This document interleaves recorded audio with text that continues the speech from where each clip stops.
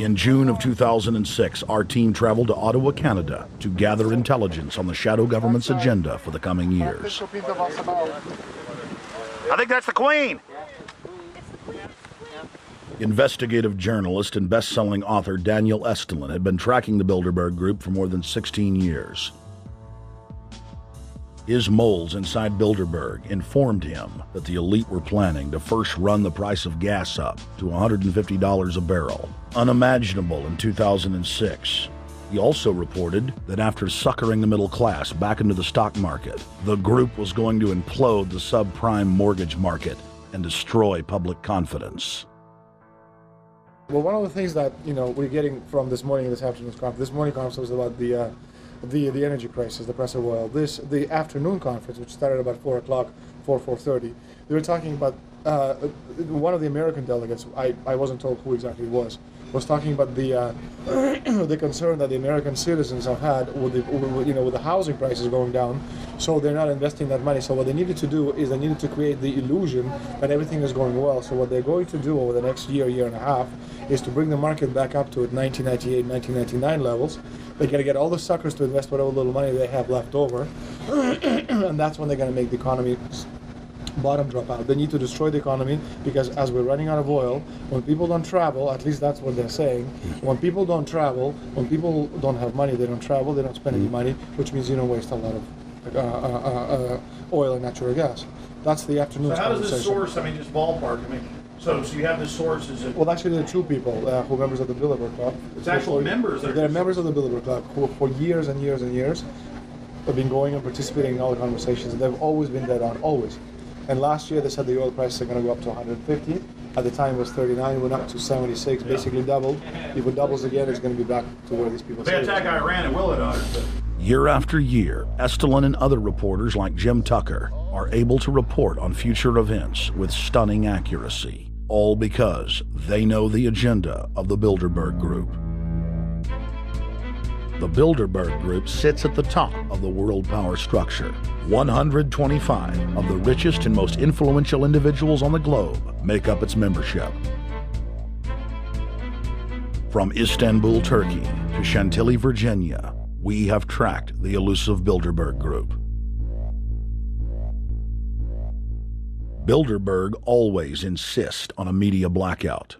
By June of 2008, we had already figured out that Barack Obama was the elite's puppet of choice. The national media claimed that during the weekend the Bilderberg Group was scheduled to meet, that Obama had speaking engagements set for Chicago and the Midwest. We knew better. In a classic bait-and-switch, the Obama campaign told the press corps to get on Obama's campaign plane, and that Obama would join them on the flight to Chicago. Campaign staff then slammed the door shut. The fawning press had been shanghaied as Obama's campaign aircraft lifted off without Obama. Robert, why were we not told about this meeting and that the senator wouldn't be on our flight until the doors were shut and we were about to taxi to take off? Again, we had a desire, Senator Obama had a desire to do some meetings. Others had a desire to meet with him tonight in a private way, and that's what we're doing. We set up these meetings. They're being done tonight. Again, Is there more than one meeting? Is there more than one person with whom? I'm not going to get into all the details of the meetings. I don't know that I've got a ton more different answers for all of your questions. Obama wasn't going to Chicago. He had a meeting to attend, a secret meeting. Initially, it was believed that the secret meeting took place at Clinton's Washington, D.C. home. Obama's spokesman denied that, but won't confirm where the former rivals met.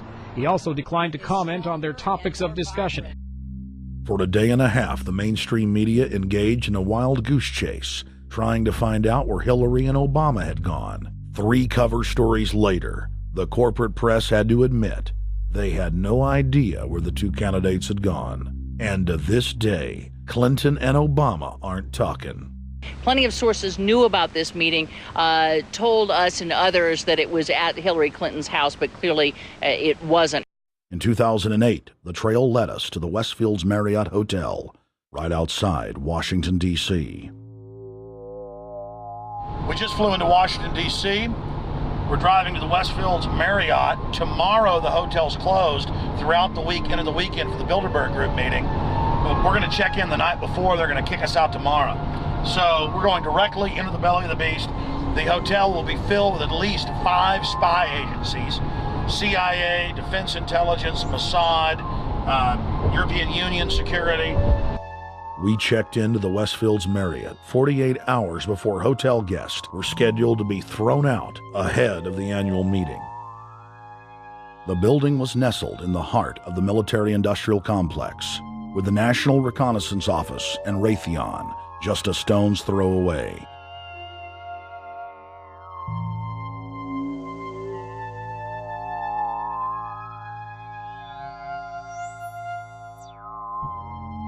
The plan tonight is to try to not get arrested, dodge the security, get in there, get some footage of the elite arriving in the morning, because some arrive before they officially lock it down, and then getting out of the building.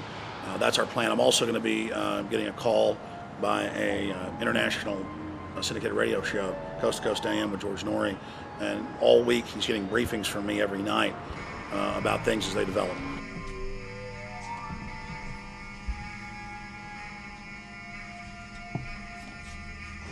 George, we're sitting here in the room. As the phone rings with your producer, Tom Danheiser, to put me on, the fire alarm goes off. So everybody is exiting the building. I know this is a setup. They timed it exactly when this happened. Open the door. I want them to hear the fire alarm. Open the door. I want people to hear this live to the 16 million people listening.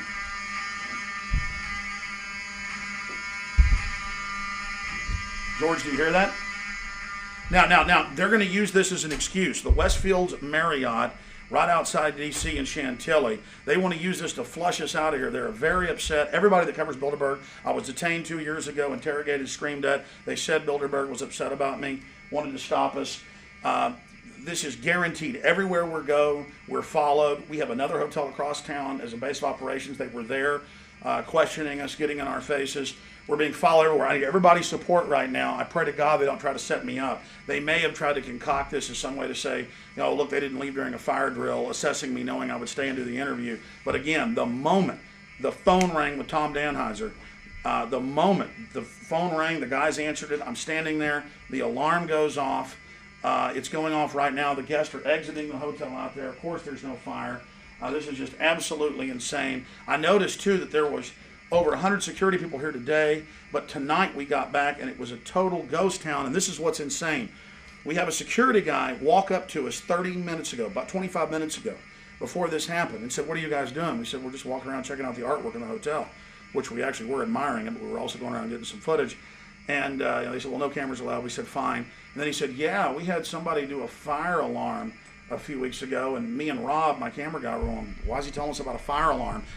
I forgot that part, George. These bastards have done this. I don't know how. They're planning to try to set us up or something, but this is incredible. We are here in the middle of this right now, George.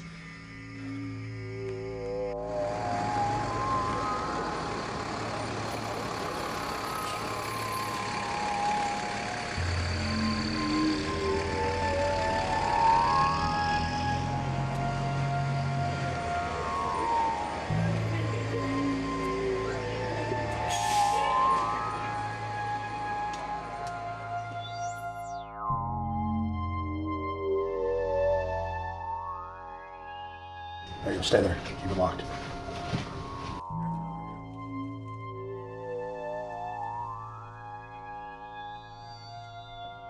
Let's go. Let's get out of here now, Richard. Don't screw around anymore. We got out of here on exactly the right time. Is this the way out? Yeah.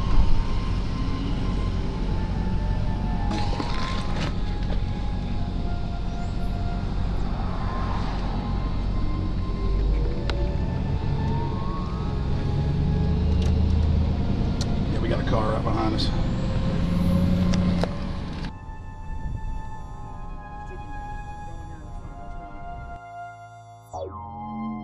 We made about, what, 5 turns and 6 turns, the same car's following us. Now he looks like he's following us into a... He came out of Bilderberg, he came out of the Westfield. He's being a little bit subtle, but... Not too. There he is. That's him over there in the blue car. Yeah.